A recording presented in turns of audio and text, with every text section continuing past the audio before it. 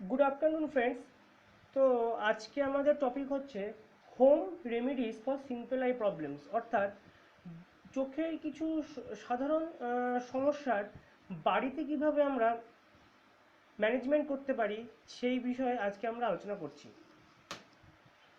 তো যেহেতু আমরা প্রত্যেকেই জানি যে করোনা আবহাওয়ায় এবং হচ্ছে লকডাউনের পরিস্থিতির জন্য আমাদের মানুষদের হচ্ছে দৈনন্দিন জীবনে বাইরে বেড়ানো অনেকটা কম হয়ে গেছে, এবং হসপিটালগুলোতেও হচ্ছে খুব অত্যন্ত জরুরি অবস্থা তৈরি হয়েছে, এবং নানান কারণে ইনফেকশন ছড়ানোর ভয়ে মানুষ কিন্তু এখন বেশিরভাগ ক্ষেত্রে হচ্ছে হসপিটালকে অ্যাভয়েড করার চেষ্টা করছে। তো এমন তো অবস্থায় হচ্ছে বিভিন্ন জায়গায় যতদূর খবরে দেখা যাচ্ছে বা এরকম দেখা যাচ্ছে যে চোখের বিভিন্ন সমস্যার কারণে উপযুক্ত পরিমাণ পরিষেবা কিন্তু পাওয়া যাচ্ছে না। তো এরকম অবস্থায় চলুন না জেনে নেই কিছু চোখের সমস্যা ও তাদের বাড়িতে কি করে সমাধান করতে পারি। প্রথমেই যেটা হয় সেটা হচ্ছে দেখুন, sub conjunctival haemorrhage. Sub conjunctival haemorrhage মানে হচ্ছে সাব সাব কথাটির অর্থ হচ্ছে নিচের দিকে, মানে কনজাংটিভাল নিচের দিকে যদি কোনো হ্যামারেজ হয়। তো এবার প্রথমে আমরা জানতে হবে যে কনজাংটিভাটি কী। তো দেখুন, কনজাংটিভা অ্যাকচুয়ালি হচ্ছে একটি মিউকাস মেমব্রেনের মতন একটি পাতলা পর্দা, যা আমাদের চোখের সাদা অংশ, অর্থাৎ আমার স্লাইডের যদি ডান দিকের ছবিটা আপনারা লক্ষ্য করেন, যেটাকে আমি এখন জুম করতে চলেছি, তো আমাদের চোখের যে এই সাদা অংশ আছে, এই সাদা অংশটাকে বলা হয় স্ক্লেরা। স্ক্লেরার ওপরে একটি একটি হচ্ছে বিশেষ পাতলা পর্দার আস্তরণ থাকে। এই পর্দাটি হচ্ছে এতটাই পাতলা আর স্বচ্ছ হয় যে লাইট খুব সহজেই পাস করে যেতে পারে। তো এই পর্দাটিকে আমরা বলি কনজাংটিভা। কনজাংটিভা একটি মিউকাস টাইপের মেমব্রেন, অর্থাৎ কনজাংটিভার মধ্যে একটি পদার্থ বা একটি কেমিক্যাল আছে যেটাকে আমরা বলি মিউসিন। এই মিউসিন কনজাংটিভার লেয়ারটিকে ঘিরে রেখে দিয়েছে। তো এর ফলে হচ্ছে কনজাংটিভাটি অত্যন্ত অত্যন্ত পিচ্ছিল টাইপের একটি একটি হচ্ছে পর্দা হিসেবে আমরা বলতে পারি। এইবার কনজাংটিভার নিচে বা সাবকনজাংটিভাল রিজিয়নে বেশ কিছু ব্লাড ভেসেলস আর নার্ভস থাকে। তো এই ব্লাড ভেসেলসগুলো যখন কোনো কারণবশত র্যাপচার হয়, অর্থাৎ ব্লাড ভেসেলসগুলো যদি ভেঙে যায়, তাহলে সেখান থেকে ব্লাড লিক করে যেতে পারে। এই যে ব্লাড লিক করে, আপনারা দেখতেই পাচ্ছেন আমার স্লাইডে যে এইখানে যে ব্লাড লিক করে ছোট অংশটি জমাট বেঁধেছে, এই এই অংশটিকে আমরা বলি সাব কনজাংটিভাল হেমারেজ। হেমারেজ অর্থ ব্লাড বেরিয়ে যাওয়া। শুধুমাত্র সাবকনজাংটিভাল হেমারেজ যে ছোট জায়গায় দিয়েই হবে তাই নয়, এটা কিন্তু যে কোনো বড় জায়গা বরাবর হতে পারে। সেটা আপনারা আমার বাঁদিকের স্লাইডটি লক্ষ্য করেন তো দেখতে পাবেন যে সাবকনজাংটিভাল হেমারেজ কিন্তু এইখানে অনেকটা বেশি পরিমাণ আছে। কিন্তু এবার প্রশ্ন হচ্ছে সাবকনজাংটিভাল হেমারেজ কী কারণে হতে পারে। তো সাবকনজাংটিভাল হেমারেজের অনেক এরকম কারণ আছে। যেমন প্রথম কারণটি হচ্ছে ট্রমা। যে কোনো ট্রমা বা আঘাত, সেটা যদি চোখে লাগে বা কোনো কারণবশত যদি চোখে লাগে বা অন্য কোনো কারণে লাগতে পারে বা খেলাধুলা করার সময় লাগতে পারে, সেই ট্রমা থেকে সাবকনজাংটিভাল হেমারেজ হতে পারে। এবং শুধু তাই নয়, যদি আপনার ধর ডায়াবেটিস বা অন্যান্য এরকম ডায়াবেটিস বা হাইপার টেনশন যদি থাকে, অর্থাৎ যে সমস্ত ডিজিজে ব্লাড ভেসেলস বা ব্লাড ক্যাপিলারিস উইক হয়ে পড়ে, সেই সমস্ত ডিজিজ বা রোগে এই ধরনের হেমারেজ কিন্তু হতে পারে। শুধু তাই নয়, হুপিং কাফ বা হুপিং কাশিতেও সাবকনজাংটিভাল হেমারেজ হওয়ার সম্ভাবনা থাকে। এবং তাছাড়াও হচ্ছে আপনার যদি রক্তে কোনো অ্যানিমিয়া বা অর্থাৎ রক্তাল্পতা এবং হচ্ছে হাই ব্লাড প্রেশার এবং অন্যান্য কিছু ব্লিডিং ডিসঅর্ডার্স হয়, তাহলেও কিন্তু সাবকনজাংটিভাল হেমারেজ হতে পারে। ডিটেলসে জানতে হলে আপনারা কমেন্ট বক্সে লিখবেন। কিন্তু এইখানে হচ্ছে এখন আমরা আলোচনা করি কীভাবে সাবকনজাংটিভাল হেমারেজকে আমরা ঠিক করতে পারি। সাবকনজাংটিভাল হেমারেজের বেশিরভাগ ক্ষেত্রেই কিন্তু কোনো ট্রিটমেন্টের বা দরকার হয় না। আমরা ধরে নিতেই পারি যে 95 বা 96% ক্ষেত্রে, 97% ক্ষেত্রে সাবকনজাংটিভাল হেমারেজের কোনো ট্রিটমেন্ট দরকার নেই। হ্যাঁ, কিছু কিছু ক্ষেত্র আছে যখন সাবকনজাংটিভাল হেমারেজটা সিস্টেমিক কোনো ডিজিজের সাথে, অর্থাৎ কোনো হাইপার টেনশন বা ডায়াবেটিস, এ তো সিস্টেমিক ডিজিজের সাথে জড়িত থাকতে পারে। সেই ক্ষেত্রে কিন্তু চিকিৎসকের পরামর্শ নেওয়া উচিত। কিন্তু যেহেতু এই সময় মানে এই সময় হচ্ছে আমাদের যে বাইরে যাওয়ার সম্ভাবনা এবং হচ্ছে হসপিটালের জরুরি অবস্থা অত্যন্ত কমে গেছে, তো সেই কারণে আমরা হচ্ছে ঘরোয়া যে উপায়ে সাবকনজাংটিভাল হেমারেজকে ট্রিট করতে পারি সেটা হচ্ছে শুধু ঠান্ডা সেকের মাধ্যমে বা কিছু আইস কিউবসকে একটি ক্লথে জড়িয়ে চোখের ওপর রেখে দিতে পারি। তো এখানে আমার নিচে দেখুন লেখা আছে ice cube wrapped in cloth, the cloth protects your skin from freezing. তো যে apply for 15 to 20 minutes at a time, অর্থাৎ আপনি কোনো আইস কিউবসগুলো নিয়ে হচ্ছে একটি ক্লথে নিয়ে সে আপনার চোখের ওপর 15 থেকে 20 মিনিট ধরে রেখে দিতে পারেন একটি নির্দিষ্ট সময় পর্যন্ত। এইভাবে ঠান্ডা শেক করাবার মাধ্যমে মোটামুটি কিছুদিনের মধ্যেই সাবকনজাংটিভাল হেমারেজ নিজে থেকে কিন্তু ঠিক হয়ে যায়। যদি সাবকনজাংটিভাল হেমারেজ কোনো সিস্টেমিক বিশেষ কোনো সিস্টেমিক ডিজিজের সঙ্গে জড়িত না থাকে, তবে সেই ক্ষেত্রে সাবকনজাংটিভাল হেমারেজ কিন্তু নিজে থেকেই খুব তাড়াতাড়ি ঠিক হয়ে যায়। এইবার এখানটা ব্যাপার হচ্ছে, যদি আপনার কোনো চোখে আঘাত লাগার ফলে সাবকনজাংটিভাল হেমারেজ হয়, তবে আপনি সেই ব্যথাটিকে কমানোর জন্য ঠান্ডা অর্থাৎ এই আইস কিউবসগুলিকে নিয়ে বরফ দিয়ে ঠান্ডা ঠান্ডা শেক করতে পারেন কাপড়ে জড়িয়ে। তাছাড়া সাবকনজাংটিভাল হেমারেজে ভয় পাওয়ার মতো কিছু নেই। এই যে ব্লাড ক্লটিংগুলি হয়েছে সেগুলি নিজে থেকেই কিছুদিনের পরেই হচ্ছে নিজে থেকেই কিন্তু কমে যায়। তো নেক্সট স্টাই। স্টাই বলতে যেটা আমরা কমনলি এই যে স্টাইকে আজনাই বলে থাকি। তো এই আজনাইটা কি না, আজনাই হচ্ছে একটি আজনাই ফলে হচ্ছে আমরা দেখতে পাই যে প্রত্যেকটি আজনাই যেগুলি হয় সেখানে হচ্ছে মুখে একটু পুঁজের মতন জমে থাকে। এটা কেন হয়? কারণ হচ্ছে আমাদের আইলিডে এবং হচ্ছে আইলিডের ভিতরে যেখানে হয় সেখানে কনজাংটিভাল কিছু গ্ল্যান্ডস থাকে। এই গ্ল্যান্ডসগুলি লিপিড সিক্রেশন করে। লিপিড সিক্রেশনের মাধ্যমে এরা চোখের অশ্রুগ্রন্থি বা টিয়ার তৈরিতে হেল্প করে। এইবার যেটা হচ্ছে যে যদি এই গ্রন্থিগুলো কনজাংটিভাল গ্রন্থি যারা লিপিড তৈরি করছে, এই গ্রন্থিতে যদি কোনো ব্যাকটেরিয়া এসে ইনফেকশন করে দেয় তো গ্ল্যান্ডের মুখ বন্ধ হয়ে যায়। এই গ্ল্যান্ডের মুখটা বা গ্রন্থির মুখটা বন্ধ হয়ে যাওয়া ঘটনাটাকে আমরা বলি স্টাই। স্টাইয়ে তাহলে যে গ্ল্যান্ড বা যে গ্রন্থিগুলো আগে লিপিড ক্ষরণ করছিল, যেহেতু এখন এই গ্রন্থির মুখটা বন্ধ হয়ে যাওয়ার ফলে তারা লিপিড ক্ষরণ করতে পারছে না, এই লিপিডগুলো জমতে শুরু করবে এবং জমতে শুরু করবে ফলে সেখানকার কোষগুলিতে কিছু ক্ষতি হবে। তো এই ক্ষতির ফলে একটি কোষের স্বাভাবিক বিপাক প্রক্রিয়া ব্যাহত হবে এবং এই বিপাক প্রক্রিয়া ব্যাহত হওয়ার ফলে বেশ কিছু মেটাবোলাইটস অর্থাৎ মেটাবলিজমের ফলে উৎপন্ন যে বর্জ্য পদার্থগুলো যেগুলো হয় সেগুলো গ্রন্থির ওপর জমা হতে শুরু করবে। এই জমাটাই হচ্ছে অ্যাকচুয়ালি পুঁজ হিসেবে সঞ্চিত থাকে। তো দেখে নেওয়া যাক স্টাইয়ের কী কী কমন সিমটমস হয়। তো প্রথমে যেটা হয় সেটা হচ্ছে টিয়ারিং অফ আই, অর্থাৎ আমাদের চোখে জল বেরোয়। নাম্বার 2 হচ্ছে crushing along the I margin. Crust মানে কি না, পিছুটি কাটে। যখনই আমাদের কোনো স্টাই হবে তখন আমাদের চোখে একটু একটু করে পিছুটি কাটবে। Number 3 sensitivity to light. স্টাইয়ের ফলে হয়তো একটু আলোর দিকে তাকাতে সমস্যা হতে পারে। কারণ হচ্ছে স্টাই যখন হচ্ছে তার মানে আমাদের যে গ্ল্যান্ডগুলি সেই গ্ল্যান্ডটা হচ্ছে সঠিক পরিমাণে লিপিড তৈরি করতে পারছে না, যে লিপিড টিয়ার তৈরি করতে হেল্প করে। টিয়ার টিয়ার হচ্ছে আমাদের চোখের যে রিফ্র্যাক্টিভ ক্ষমতাকে নিয়ন্ত্রণের অন্যতম গুরুত্বপূর্ণ উপাদান। তো সুতরাং যদি স্টাই হয় আমরা বলতেই পারি যে আমাদের লাইটের প্রতি সেন্সিটিভিটি একটু হলেও কিন্তু পরিবর্তিত হতে পারে। So next, scratchy feeling in the eye. চোখে একটু কাটা কাটা ভাব করতে পারে, যেটাকে আমরা বলি হচ্ছে স্ক্র্যাচি ফিলিং।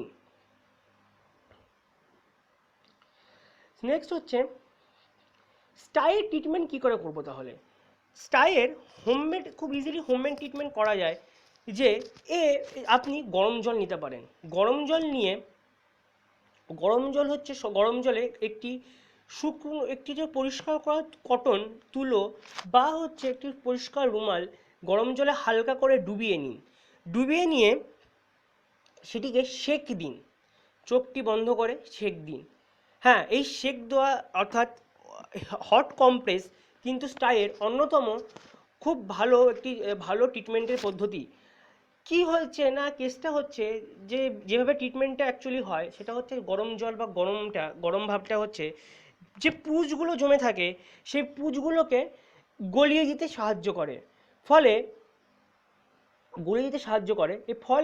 এই যে গলে যাওয়া পুঁজটা কিন্তু ওয়াশ আউট হতে পরবর্তীকালে যাতে সুবিধা পায়, এটাই হচ্ছে হট কম্প্রেসের মেন উদ্দেশ্য।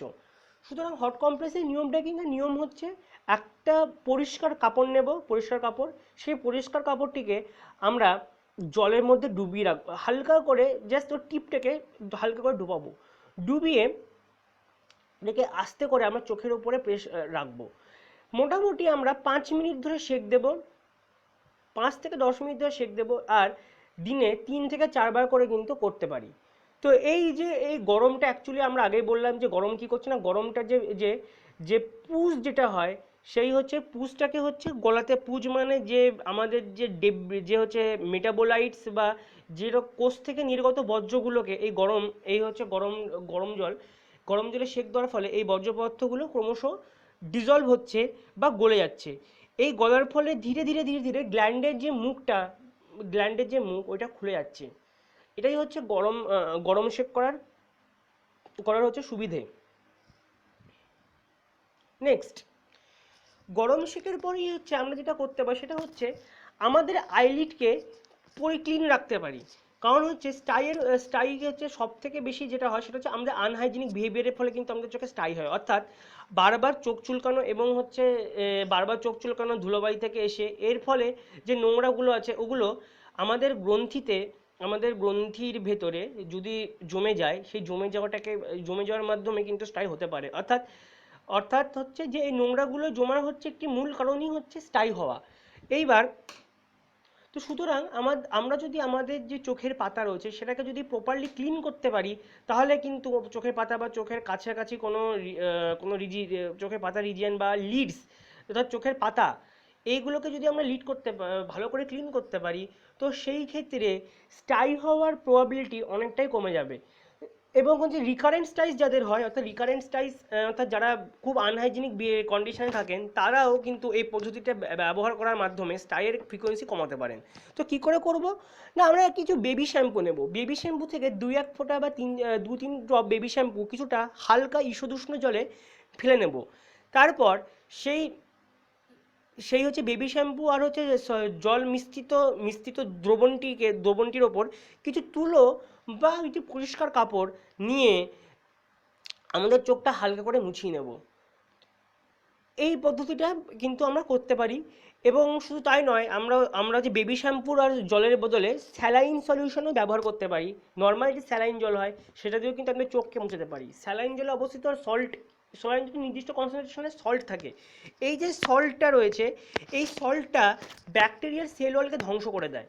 স্টাই অ্যাকচুয়ালি বেসিক্যালি আমরা জানি যে নোংরা বালি জমা বা হচ্ছে বা ব্যাকটেরিয়া, বিশেষ করে স্টেফাইলোকক্কাল ব্যাকটেরিয়া যদি চোখের এই গ্ল্যান্ডগুলোর উপর হচ্ছে অ্যাটাক করে তখন স্থায়ী হয়। তো সুতরাং আমরা যদি স্যালাইন সলিউশন যদি ইউজ করি, তো স্যালাইন সলিউশনের যে সল্ট আছে সেই সল্টের কিছুটা পার্ট গিয়ে ব্যাকটেরিয়ার সেল ওয়াল ধ্বংস করে দিতে পারে, তো আমরা স্টাই থেকে রিলিফ পেতে পারি। নেক্সট হচ্ছে আমরা আরেকটা যেটা করতে পারি, যদি কারোর আমাদের স্টাই হয় এই মুহূর্তে, তো আমরা কিন্তু মেকআপ এবং হচ্ছে কন্ট্যাক্ট লেন্স ব্যবহারকে বিরত রাখতে পারি। মেকআপ বলতে আমরা সাধারণত যে কাজল বা হচ্ছে সুরমা এই টাইপের যে মেকআপসগুলি রয়েছে সেগুলিকে স্টাই হলে কিন্তু আমরা কিন্তু হেল্প করতে পারি। কারণ হচ্ছে যে মেকআপ বা যেখানে স্টাই হয় তখন হচ্ছে আমরা যদি মেকআপ দিই তো সেটা অ্যাডিশনাল ইনফেকশনের কারণ হয়ে দাঁড়ায়। এবং যদি কন্ট্যাক্ট লেন্স ইউজ করি, এই যে কন্ট্যাক্ট লেন্স যেহেতু কর্নিয়ার সঙ্গে ডিরেক্টলি অ্যাটাচড হয়ে থাকে, তো সেই কারণে কন্ট্যাক্ট লেন্স যেহেতু কর্নিয়ার সঙ্গে ডিরেক্ট অ্যাটাচ থাকে, তো কোনো কারণবশত যদি একটু অসাবধানবশত আমাদের যদি একটু অসাবধানবশত চোখ ব্লিঙ্ক করার মুহূর্তে এই যে স্টাই থেকে যে ইনফেকশিয়াস এজেন্টগুলো আছে সেগুলো গিয়ে কিন্তু আমাদের কন্ট্যাক্ট লেন্সের থ্রুতে কর্নিয়ায় পৌঁছে যেতে পারে, ফলে ইনফেকশনটা স্প্রেড হয়ে যেতে পারে। নেক্সট হচ্ছে আমরা যেটা করতে পারি, যে অংশে স্টাই হয়েছে সেই অংশে কিন্তু কিছু ম্যাসেজ করতে পারি। অর্থাৎ যে অংশটা আমাদের ফুলে রয়েছে একটু হালকা করে আমাদের হাতটা ভালো করে সাবান দিয়ে ক্লিন করার পর আমরা একটু হালকা করে একটু জেন্টেলি ওয়েতে ঘুরিয়ে ঘুরিয়ে যে অংশটা আমাদের স্টাই হয়েছে একটু হালকা হালকা করে ম্যাসেজ করতে পারি। কখন না, যদি আমরা হট কম্প্রেস এবং তার সঙ্গে সঙ্গে ক্লিনিং লিডস এবং হচ্ছে কন্ট্যাক্ট লেন্স অ্যাভয়েড করার সঙ্গে সঙ্গে যদি এই message of area to promote message করি, কোনটা না ওই যে আমাদের যে অংশে স্টাই হয়েছে সেইটুকু ফোলা অংশটার উপর হালকা করে জেন্টালি ঘুরিয়ে ঘুরিয়ে যদি মেসেজ করি, তাহলে কিন্তু অনেকটাই আমরা রিলিফ পেতে পারি স্টাই থেকে। কারণটা হচ্ছে মেসেজ করার ফলে স্টাইয়ের যে ম্যাটেরিয়ালগুলো আছে যেগুলো হচ্ছে মেটাবোলাইট বা পুস টাইপের যে মেটাবোলাইটসগুলো রয়েছে সেগুলো যাতে সেই জায়গা থেকে বেরিয়ে যেতে পারে, সেটা মেসেজ কিন্তু হেল্প করে। নেক্সট হচ্ছে সবথেকে গুরুত্বপূর্ণ ফ্যাক্টর, যে কখনোই কিন্তু ছবিতে আমরা দেখতে পাচ্ছি যে নিম্নলিখিত ব্যক্তিটি স্টাই কিন্তু স্টাইটা চেপে দিয়ে কিন্তু ফাটানোর চেষ্টা করছেন, কিন্তু আমাদের সবসময় স্টাই বা এই আজনাইকে যখনই হবে আমাদের সবসময় মনে রাখতে হবে যে এই আজনাই বা স্টাইকে কখনোই আমরা কিন্তু স্কুইচ করব না বা ফাটানোর চেষ্টা করব না, ঠিক আছে? কারণ হচ্ছে যদি ফাটানোর চেষ্টা করি স্টাইকে, তো এই যে তো হচ্ছে পুঁজটা বেরিয়ে যাবে, এবং এই পুঁজ আমি আগেই বলেছিলাম যে পুঁজটা তৈরি হয় কারণ হচ্ছে যখনই আমাদের ওই গ্রন্থি যারা হচ্ছে লিপিড তৈরিতে হেল্প করে, সেই গ্রন্থি যখন ব্যাকটেরিয়া অ্যাটাক করে, তো তখন হচ্ছে ওই গ্রন্থির এবং আশেপাশে অন্তর্গত কোষগুলিতে বিপাক প্রক্রিয়া ব্যাহত হয়, এবং এর ফলে তাদের রেচনদ্রব্য বা অন্যান্য মেটাবলাইজ পদার্থ জমতে জমতে পুঁজটা তৈরি করে। তো এই পুঁজটা নিশ্চয়ই একটা কোষের বিষাক্ত পদার্থ বা টক্সিক ম্যাটেরিয়াল দিয়ে তৈরি থাকে। তো আমরা যদি স্টাইটাকে যদি ফাটাই, তো এই টক্সিক ম্যাটেরিয়ালগুলো আমাদের চোখের চারিদিকে ছড়িয়ে পড়বে। এর ফলস্বরূপ যেটা হবে সেটা হচ্ছে এই ইনফেকশনটা স্প্রেড করে যাবে।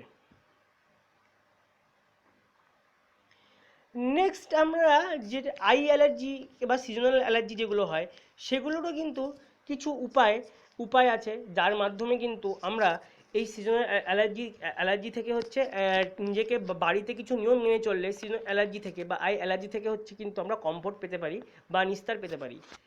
তো দেখা যাক আই অ্যালার্জি হলে কী কী হয়। না, প্রথমেই আমার স্লাইডে দেখতে পাচ্ছেন ছবিতে যে আই অ্যালার্জি নর্মাল সিমটমস হচ্ছে রেডনেস, ইচিনেস অর্থাৎ চোখটা লাল হয়ে যাবে, ইচিনেস অর্থাৎ আমাদের চোখটা চুলকবে খুব, ব্লারিং ফিলিং, যেহেতু অ্যালার্জির ফলে হচ্ছে আমাদের আমাদের চোখে অশ্রু তৈরির পরিমাণটা একটু অশ্রু তৈরি অর্থাৎ অশ্রুগ্রন্থিগুলোর পরিমাণ হচ্ছে একটু হলেও কমে যায়, তো সেই কারণে আমাদের একটুখানা কিন্তু ব্লারি বা ভীষণ হতে পারে। নেক্সট হচ্ছে বার্নিং হতে পারে, বার্নিং ফিলিং হতে পারে, চোখটা জ্বলতে পারে, ওয়াটারি আইস, তো চোখের মধ্যে এক্সেসিভ ওয়াটার জমে যেতে ওয়াটারি আইস হতে পারে, এবং হলো সলোয়েন আইলিডস অর্থাৎ আমাদের যে লিডগুলো সেগুলো ফুলে যেতে পারে।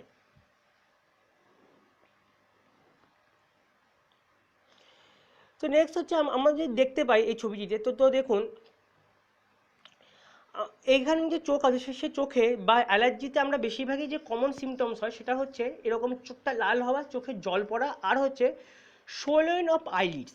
তো এটা কেন হয়? দেখুন কারণটা খুব সিম্পল ব্যাপার। যখনই কোনো একটা অ্যালার্জেন সে যাই হোক না কেন, পোলেন হোক বা ডাস্ট হোক, যখনই আমাদের চোখের ভেতর ঢোকে, যখন আমাদের চোখের ভিতরে ঢুকলো, তখন হচ্ছে আমাদের চোখে কিছু মেকানিজম আছে, কিছু ডিফেন্সিভ মেকানিজম আছে, যার মাধ্যমে সে চাইবে কি, সে চাইবে তার ওই ম্যাটেরিয়ালগুলো যারা অ্যালার্জেন তৈরি করে তাদেরকে ওয়াশ আউট করে দিক। তো এই ওয়াশ আউট করার সময় হচ্ছে যেটা হবে সেটা হচ্ছে প্রথমেই আমাদের যে আমাদের যে গ্রন্থি যারা হচ্ছে টিয়ার তৈরিতে হেল্প করে, সেই গ্রন্থিগুলি আরও আগের থেকে বেশি টিয়ার ক্ষরণ করবে, ফলে ওয়াটারি আই হবে। রেডনেস রেডনেস হওয়া খুবই গুরুত্বপূর্ণ কারণ হচ্ছে যখনই কোনো অ্যালার্জেন ঢুকেছে, তখন সেই অ্যালার্জেনটিকে অ্যাটাক করার জন্য আমাদের রক্তে অবস্থিত ইমিউনিটি সিস্টেম আইজিজি বা আইজিএ মলিকিউলসগুলো সে অ্যালার্জেনকে ডিটেক্ট করার জন্য তাদের দিকে যাবে, ফলে আরও বেশি করে ব্লাড ফ্লো দরকার হবে সে অ্যালার্জেনগুলোকে, সেই হচ্ছে অ্যালার্জেনগুলোর দিকে, যাতে ইমিউনোগ্লোবিন মলিকিউল যেতে পারে, সেই কারণে হচ্ছে আরও বেশি করে ব্লাড ফ্লো হবে, এই ব্লাড ফ্লোর জন্য রেডনেস হবে। তারপরে সোয়েলিং আইলিড, যখন কোনো জায়গায় সোয়েল করে মানে সেই জায়গাতে ফ্লুইড অ্যাকুমুলেশন হয়। তো অবশ্যই আমাদের আইলিড অনেক রকম গ্রন্থিতে তৈরি থাকে, যে গ্রন্থিগুলি কন্টিনিউয়াস পরিমাণে লিপিড বা হচ্ছে ওয়াটার এগুলো হচ্ছে এগুলো তৈরিতে হেল্প করছে। তো সুতরাং সেই গ্রন্থিগুলোর মুখ এই অ্যালার্জির ফলে যখন বন্ধ হয়ে যাবে, তো এই মুহূর্তে কিন্তু আমাদের সেই সোলোয়েন অফ আইলিড হবে। তো নেক্সট আমরা যাই যে কি করে আমরা ঘরোয়া উপায়ে অ্যালার্জিকে ঠিক করতে পারি। তো নেক্সট হচ্ছে দেখুন, অ্যালার্জি হয়েছে অর্থাৎ আমাদের চোখে জল পড়ে লাল হয়, এর জন্য সবসময় ওষুধের কোনো দরকার হয় না। হ্যাঁ, ও মেডিসিন কিন্তু তখন দরকার হয় যখন অ্যালার্জি খুব সিভিয়ার হয়। অর্থাৎ দেখুন আমি যে আগের যে স্লাইডটা বার করলাম, এইখানে যে এই যে কন্ডিশন আছে, চোখটা দেখুন সামান্য কিন্তু একটু লাল হয়েছে, এই সামান্য লাল আর একটু জল ঝরছে। তো এই ক্ষেত্রগুলিতে কিন্তু মেডিসিনের খুব একটা দরকার কিন্তু হয় না, যদি তাড়াতাড়ি রিজলভের দরকার হয় তো সেই মুহূর্তে মেডিসিন দরকার হয়, কিন্তু আদারওয়াইজ বিনা মেডিসিনেও কিন্তু এটাকে রিজলভ করা যায় না। কিভাবে?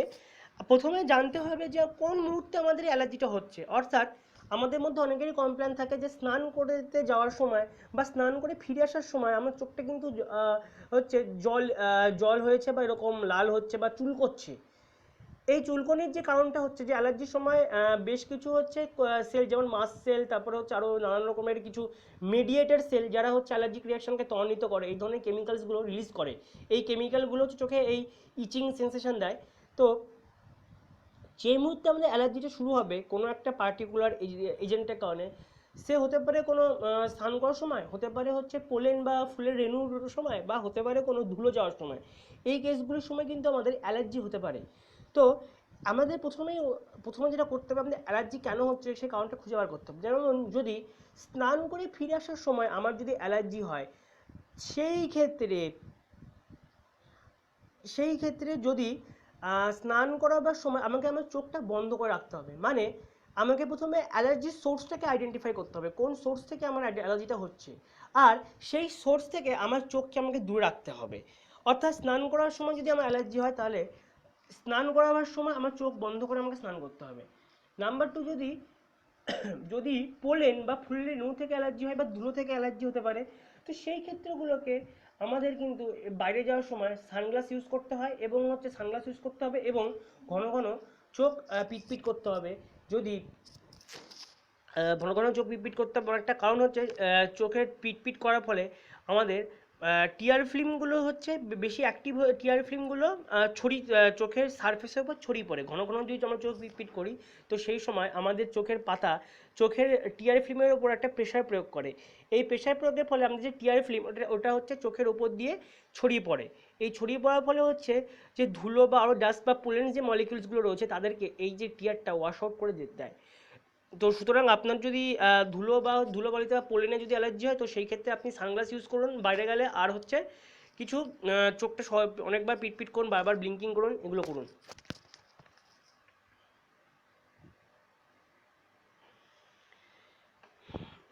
এইবার হচ্ছে নেক্সট আমরা যেটা আছি, পিঙ্ক আই বা ভাইরাল কনজাংটিভাইটিস।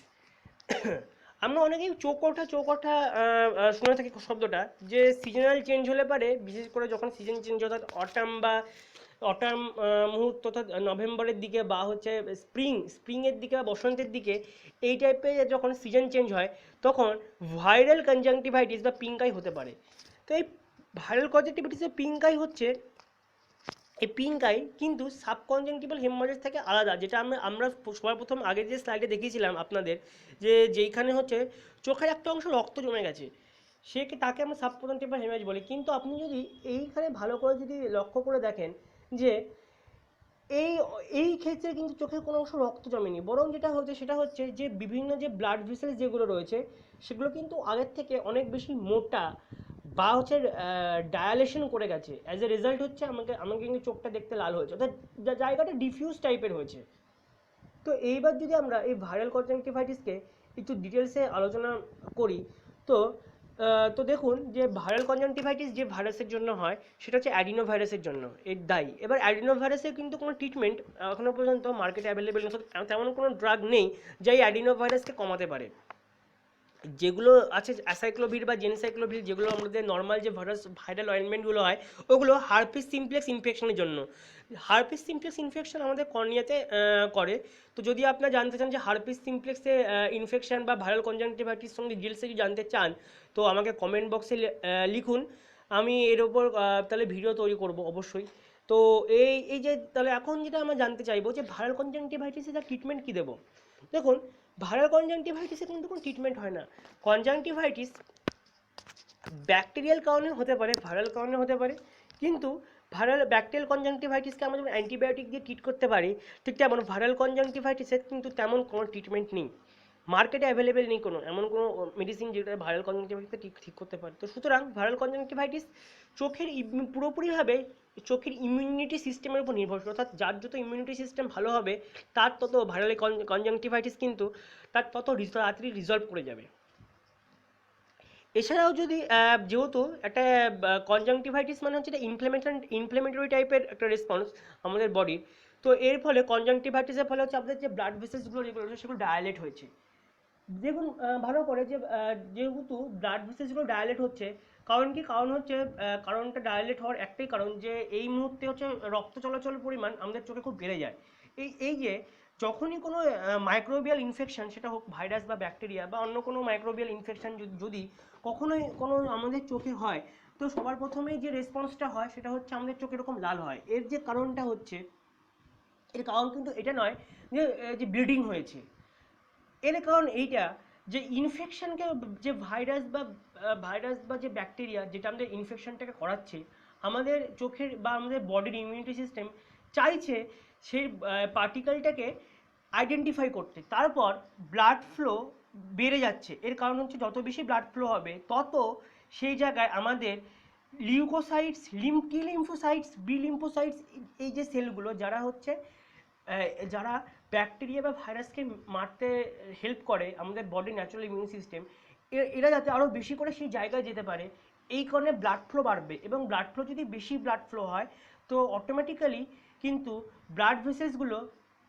মোটা হয়ে যাবে। তো এই কারণে কিন্তু আমাদের চোখ লাল হচ্ছে এই টাইপের ইনফেকশনের ফলে।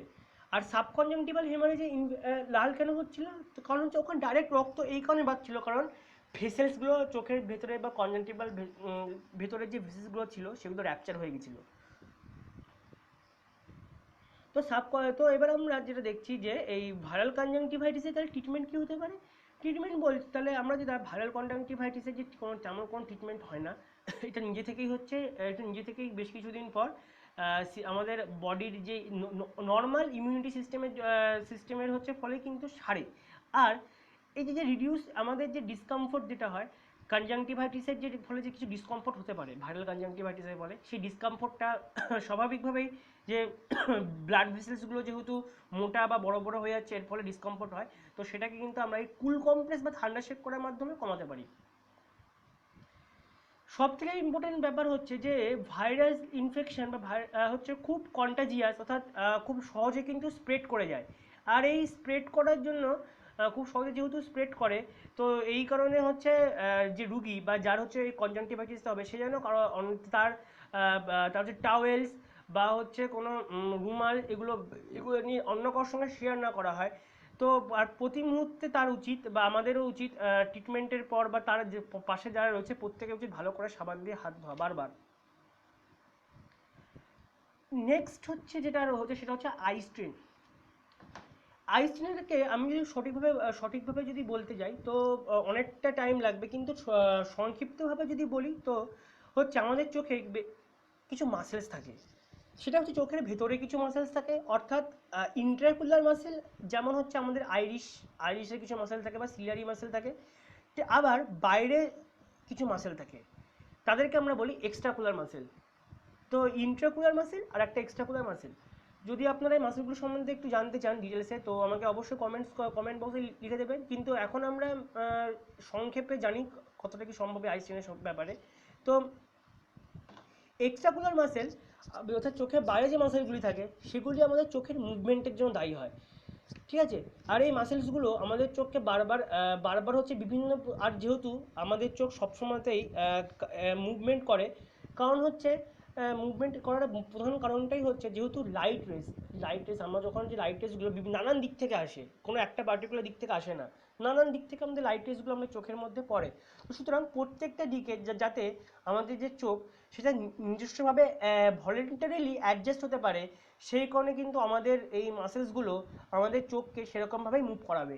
তো আমরা যদি যত বেশি করে কাছে যত কাজ করব, যত কাছে কাজ করব, যত হচ্ছে ড্রাইভিং করব বা অন্যান্য কনসেন্ট্রেটেড কাজগুলো করব, অর্থাৎ বর্তমান পরিস্থিতি যেটা হচ্ছে সেই বর্তমান পরিস্থিতি অনুযায়ীতে আমাদের কাছে কাজ করার সম্ভাবনা, অর্থাৎ কম্পিউটারের সামনে বা জুম বা স্কাইপে ক্লাস করার পরিমাণ যেমনভাবে বেড়ে গেছে, তো আমাদের চোখের মাসেলসের কাজও কিন্তু ততটাই বেড়ে গেছে। এর প্রধান কারণটা হচ্ছে, দেখুন, যখন হচ্ছে আমাদের যে চোখটা রয়েছে সেই চোখের কাছে কাজ করে, তখন এই যে আমাদের চোখের মধ্যে যে এক্সট্রাকুলার মাসেল, অর্থাৎ চোখের বাইরের মাসেলগুলো যারা আছে তারাও যেমন মুভ করবে, তেমন হচ্ছে ভেতরে একটা মাসেলস আছে যেমন ইন্ট্রাকুলার মাসেল অনুযায়ী সিলিয়ারি মাসেল যেটাকে বলা হয়, সিলিয়ারি মাসেল কাছে দেখার সময় অ্যাকোমোডেশন করে। এই অ্যাকোমোডেশনের মাধ্যমে কাছের অবজেক্টগুলির হচ্ছে একটি প্রতিবিম্ব আমাদের চোখে তৈরি হয়। তো এবার এক্সট্রাকুলার মাসেল বা চোখের বাইরের যে মাসেলগুলো আছে তারা যেটা করে সেটা হচ্ছে চোখের তৈরি যে প্রতিবিম্বগুলো আছে এই প্রতিবিম্বগুলোকে এমনভাবে অ্যারেঞ্জ করবে যাতে হচ্ছে এই দুই প্রতিবিম্ব একটা নির্দিষ্ট জায়গায় এমনভাবে হচ্ছে নিজেদের ওপর ম্যাচ হয় যাতে হচ্ছে সিঙ্গেল ইমেজ তৈরি হয়। কারণ হচ্ছে খুব স্বাভাবিক, আমরা যখনই দেখি আমাদের দুটো চোখ দুরকম ওয়ার্ল্ডকে রিপ্রেজেন্ট করে, কিন্তু আমাদের যে এক্সট্রাকুলার মাসেল বা চোখের যে বাইরের যে মাসেলসগুলি রয়েছে তারা আমাদের চোখের অ্যারেঞ্জমেন্ট এমনভাবেই করে যাতে হচ্ছে একটা বস্তুর একটা ইমেজই তৈরি হয়, দুটো ইমেজ তৈরি যাতে না হয়। তো এইবার যখনই আমরা কাছে বেশি কাজ করি তো আমাদের ইন্ট্রাকুলার মাসেল আর এক্সট্রাকুলার মাসেল যারা রয়েছে তাদের এই প্রত্যেকেই কিন্তু অনেকটা বেশি অ্যামাউন্টে কাজ করে। এই যে একটা সিঙ্গেল ইমেজ পাওয়ার জন্যই হোক বা সেটা অ্যাকোমোডেটিভ এফেক্টকেই হচ্ছে পাওয়ার জন্য হোক, এই কারণে হচ্ছে বেশি অ্যামাউন্টের কিন্তু কাজ করবে এই দুটো মাসেলসই। তো সুতরাং আমাদের আই স্ট্রেন তৈরি হবে। তো এই আই স্ট্রেনকে কিন্তু আমরা কিছু ঘরোয়া উপায় মেনে কিন্তু কমাতে পারি। তো তার প্রথম উপায়টাই হচ্ছে ফলো 20-20 রুল, অর্থাৎ এভরি 20 মিনিট বা প্রতি 20 মিনিট পর আমাদেরকে 20 সেকেন্ডের একটা ব্রেক নিতে হবে আর 20 ফিট দূরে একটি অবজেক্টের দিকে তাকিয়ে থাকতে হবে। কিন্তু বাস্তবে যদি আমরা প্র্যাকটিক্যালি দেখি এই প্রসেস অর্থাৎ 20 ফিট কম্পিউটারে বা মোবাইল ফোনে দীর্ঘক্ষণ কাজ করার সময় এই পদ্ধতিটা কিন্তু খুব একটা বেশি প্র্যাকটিক্যালি নয়। এর কারণ হচ্ছে আমাদের রুমের সাইজ, আপনার স্টাডি রুম হোক বা যাই হোক এরকম রুমের সাইজে কিন্তু 20 ফিট বা 6 মিটার কিন্তু অত বড় রুম সাধারণত এখনকার জায়গায় কিন্তু হয় না, অর্থাৎ যেখানে বসে আমরা কাজ করছি যেটুকু ডিস্টেন্সে। সুতরাং 20-20-20 রুল মেনটেন করা কিন্তু আমাদের পক্ষে খুবই ঝামেলাপূর্ণ। এইবার আছে ফ্রিকোয়েন্ট ব্লিঙ্কিং অর্থাৎ হচ্ছে আমাদের যে ব্লিঙ্কিং রেট আছে সেটা হচ্ছে নর্মাল 12 থেকে হচ্ছে 15 মিনিট। তো এবার আমরা যখন এক নাগারে কম্পিউটারের সামনে হোক বা হচ্ছে অন্য কোনো মোবাইল ফোনের সামনেই হোক যদি কাজ করি তখন আমাদের ব্লিঙ্কিং ড্রাস্টিক্যালি কমে যায়। এই কমে যাওয়ার ফলে যেটা হয় সেটা হচ্ছে টিয়ার আমাদের যে টিয়ার সিক্রেশনটা কিন্তু কমে যায়। টিয়ার সিক্রেশন কমার ফলেও কিন্তু এই আইয়ের ডিসকমফোর্টনেস বা আই স্ট্রেন কিন্তু হতে পারে। তো এইবার এর আমাদের ব্লিঙ্কিং রেট বাড়াতে হবে কিছুটা। ফ্রিকোয়েন্ট ব্লিঙ্কিং করাবার মাধ্যমে কিন্তু আমরা হচ্ছে কিছুটা হলেও এই আই স্ট্রেন থেকে একটু মুক্তি পেতে পারি, কিন্তু প্র্যাকটিক্যালি এটাও কিন্তু খুব একটা পসিবল হয়ে পড়ে না, কারণ যখনই আমরা কম্পিউটারে যখন কাজ করতে যাই আমাদের ব্লিঙ্কিং রেট অটোমেটিক কমে যায়। নেক্সট হচ্ছে আই এক্সারসাইজেস। হ্যাঁ, এই একটা আই এক্সারসাইজ কিন্তু আমরা করতে পারি মাঝে মধ্যে। তো দেখি কি করে করা হয়। তো আমার নেক্সট স্লাইডে আমি যে জুম করি তো আপনারা দেখতেই পাচ্ছেন যে এখানে কিছু ইমেজ দেওয়া আছে, অর্থাৎ এরকম পজিশনে আপনারা যদি আপনাদের চোখকে ঘোরান তাহলে সেটা কিন্তু আপনাদের চোখের মাসেলসকে রিল্যাক্স করতে পারে আর এর ফলে হচ্ছে আই স্ট্রেন থেকে মুক্তি পাওয়া যেতে পারে।